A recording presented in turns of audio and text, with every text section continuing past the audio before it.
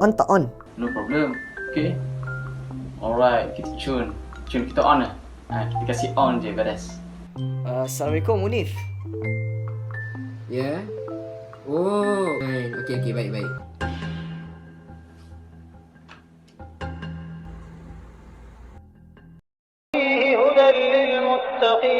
Assalamualaikum warahmatullahi wabarakatuh. Bersama saya Haris Iskandar, hos anda dalam program ini dalam rancangan Tadabbur Talk Show. InsyaAllah pada sesi pertama saya akan menjemput seorang tetamu kita, iaitu Abang Zaki, untuk memberikan talk beliau, ucapan beliau berkenaan dengan sejarah nuzul Al-Quran. Terima kasih kepada pengerusi majlis Haris Iskandar. Assalamualaikum warahmatullahi wabarakatuh. Apakah itu nuzulul Quran? Nuzulul Quran dalam sudut erti kata bahasa dari pindahkan daripada atas ke bawah.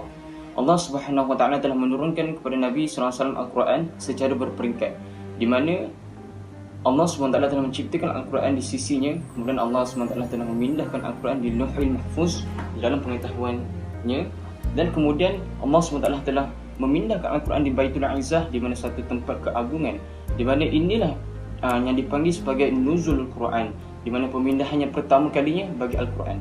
Jadi di nuzulul Quran ini Allah SWT telah memindahkan Al-Quran yang hanya memerlukan satu malam sahaja untuk Allah memindahkan Al-Quran secara daf'ah wahidah dan kamilah, iaitu Allah memindahkan daripada suratul Fatihah lengkap sehingga surat An-Nas secara sempurna. Jadi Al-Quran telah lengkap dan sempurna ketika itu. Namun Allah SWT telah mewahyukan kepada Nabi SAW Al-Quran sikit demi sedikit melalui perantaraan Jibril, malaikat Jibril alaihissalam, dengan permulaan surah Al-A'la. Oh, bravo. Muchas gracias. Syukran Abang Zaki atas penerangan yang sangat jelas.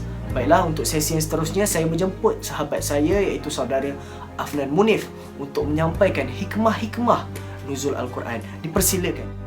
Baik. Terima kasih kepada pengerusi majlis kita, yakni saudara Haris.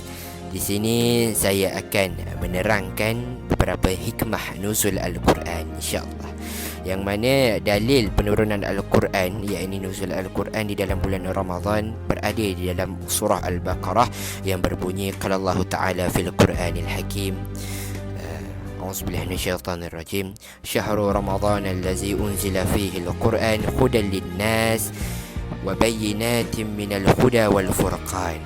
Pada bulan Ramadan diturunkan permulaan Al-Quran sebagai petunjuk bagi manusia, juga untuk menjelaskan dan membezakan di antara hak dan yang batil.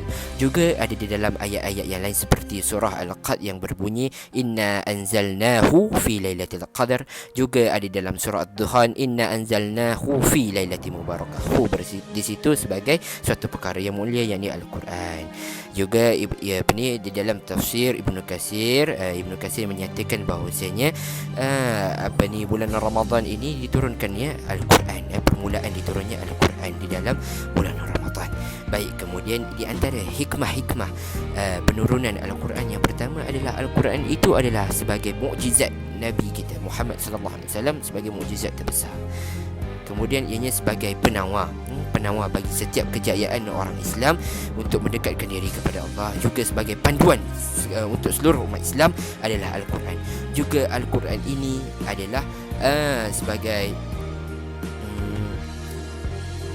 punca untuk kita mencari ilmu.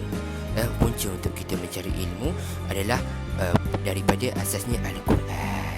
Alhamdulillah, selesai sudah talk show kita pada hari ini. Maka saya akan menghidangkan pada anda semua video yang terakhir, iaitu gimmick untuk Tadabbur Talk Show. Watch and enjoy.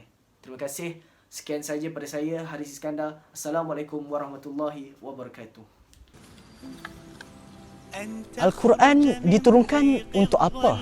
Hanya dibaca, dilagukan atau dibuat musabaqah pertandingan? Tidak, diturunkan ia sebagai hudan lil muttaqin, sebagai petunjuk untuk orang bertakwa. Ibarat sesat di hutan memegang peta, ditajwid, ditaranum, namun tidak difahami jua. Atau makin sesat di hutan